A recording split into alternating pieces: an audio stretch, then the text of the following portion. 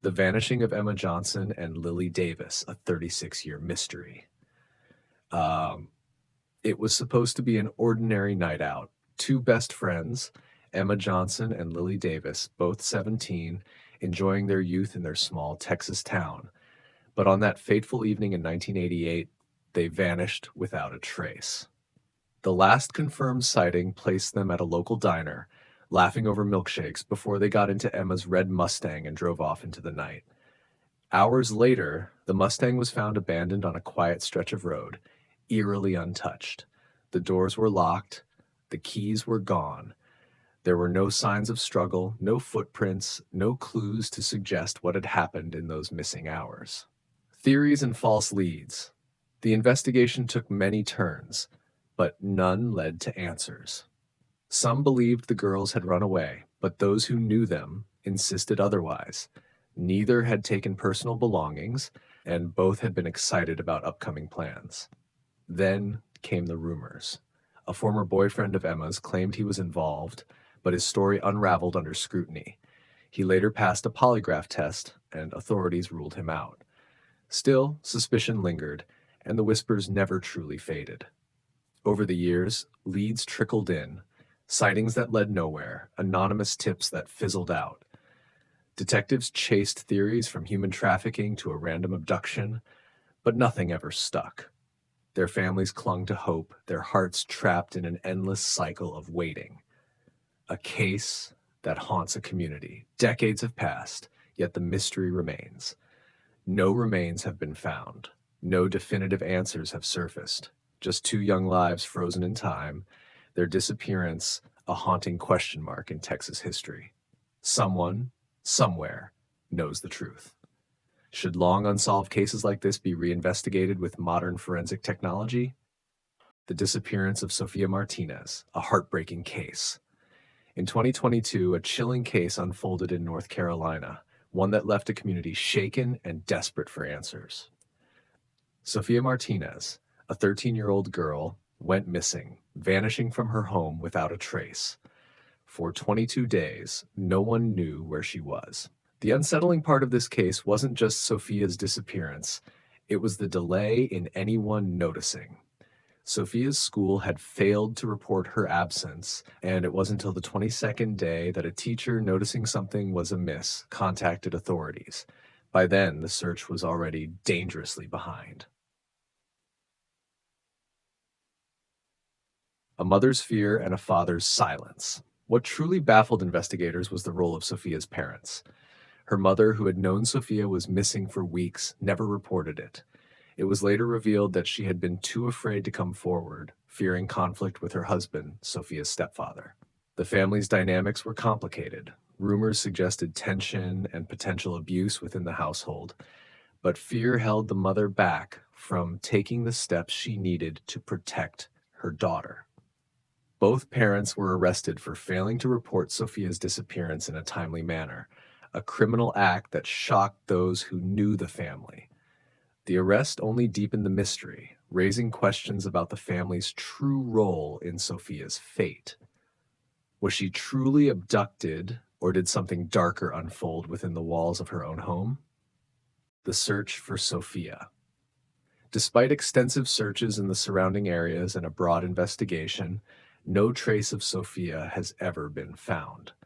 The community, initially hopeful, grew more desperate with each passing day. Forensics, local authorities, and volunteers scoured nearby woods, fields, and abandoned buildings, but it was as though Sofia had simply vanished into thin air. Then, as the case seemed to stall, another shocking twist emerged. Sofia's mother left the country. Her sudden departure raised suspicions, fueling even more theories about what had truly happened to Sofia. Was she fleeing from guilt, or did she know something more than she was willing to share? A case with no closure. The mystery of Sofia Martinez remains unsolved. As months turn into years, the pain of her disappearance haunts her family and the community. The unanswered questions are still heavy in the air. What happened to Sofia? And why did those closest to her fail her when she needed them the most? Her case serves as a tragic reminder of how often the most vulnerable are left unseen, and how important it is for communities to remain vigilant and compassionate. How can society better support vulnerable children in at-risk households? The mysterious disappearance of Ethan Carter, a case without answers.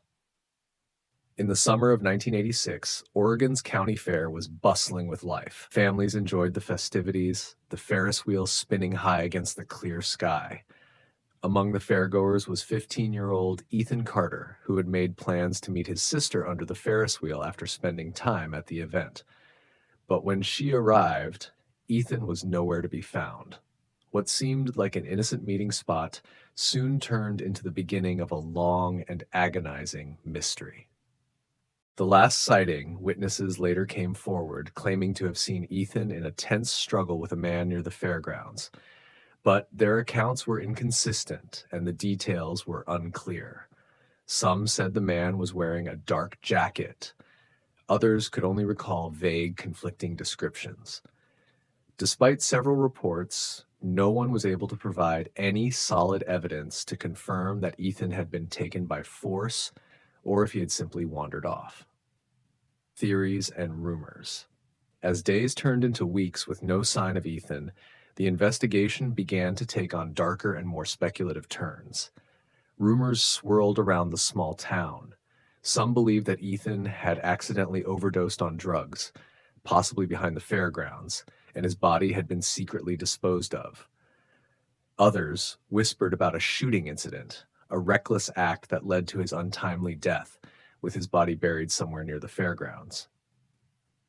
Despite the intensity of the investigation and extensive search efforts covering woods, nearby fields, and remote areas, no trace of Ethan was ever found. No body, no definitive clues, only the haunting speculation of what might have happened.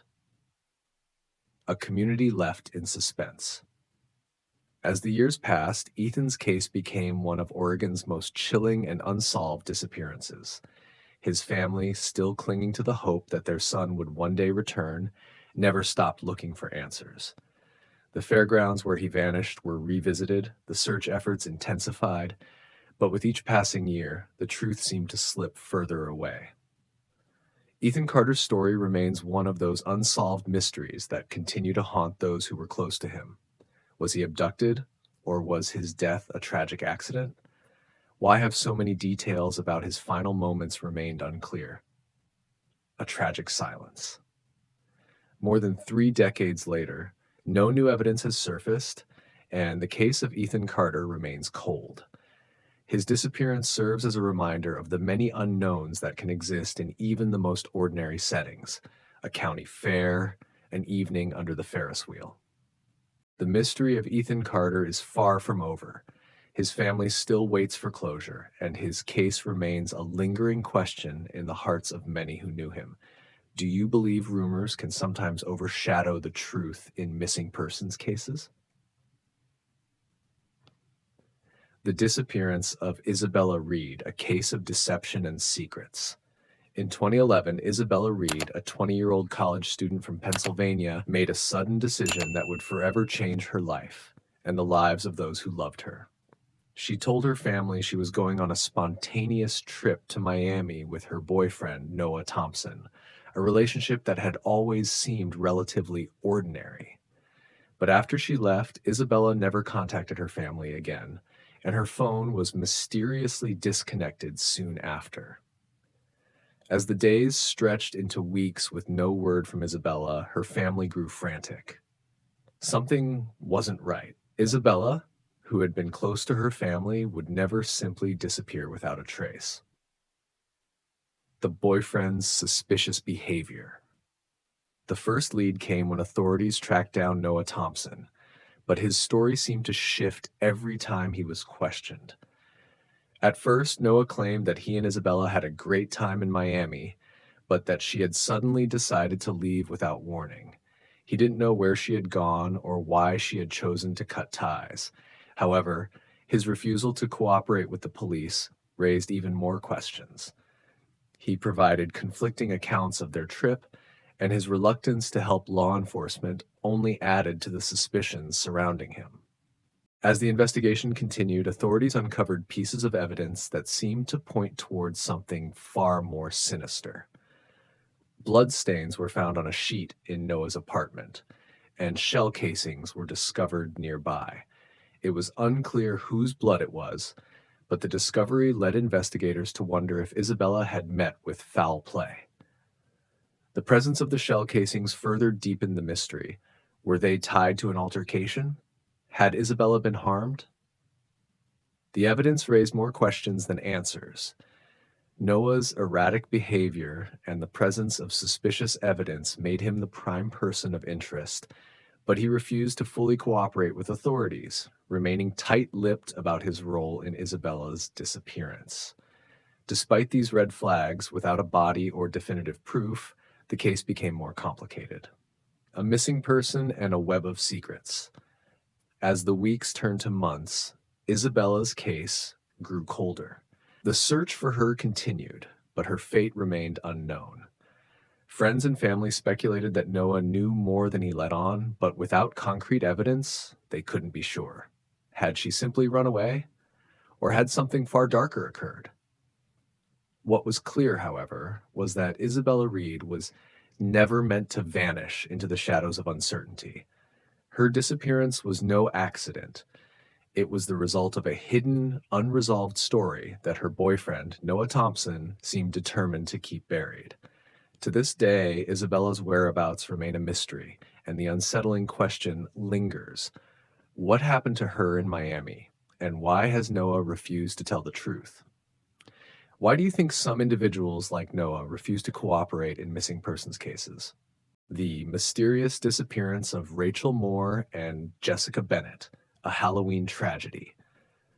On Halloween Day in 1969, two teenage girls from Michigan, Rachel Moore, 16, and Jessica Bennett, 15, made a fateful decision that would change their lives forever. Skipping school, they ventured out to enjoy the festivities of the day, perhaps planning to explore downtown or visit a party. But what was meant to be a harmless adventure soon turned into a nightmare that would remain unsolved for over 5 decades. The last confirmed sighting of Rachel and Jessica was when they were seen hitchhiking downtown, an activity that was not uncommon for the free-spirited teens. They had planned to meet up with friends or perhaps visit a popular gathering spot, but they never made it. By evening, they had disappeared without a trace. The investigation into their disappearance was quick to ignite rumors. Local gossip suggested that Rachel and Jessica had been murdered, their bodies hidden near a well-known party spot where teenagers often gathered. The idea was chilling. Had they been victims of foul play, taken by someone they knew, or targeted by a stranger? The possibility of a deadly encounter sent shockwaves through the small town. However, despite extensive searches in the area, including the use of cadaver dogs, no evidence was found to support the claims. No bodies, no definitive signs of a struggle. The party spot, once the center of suspicion, turned out to be just another dead end. Despite the lack of physical evidence, Rachel and Jessica's families refused to give up hope. Missing persons profiles were created, and age-progressed images of the girls as they might look today were circulated in an effort to keep the case alive. For over 55 years, these images have continued to serve as a painful reminder that Rachel and Jessica are still missing, and that no one has been held accountable for their disappearance. The lack of closure has haunted their families and the community for decades.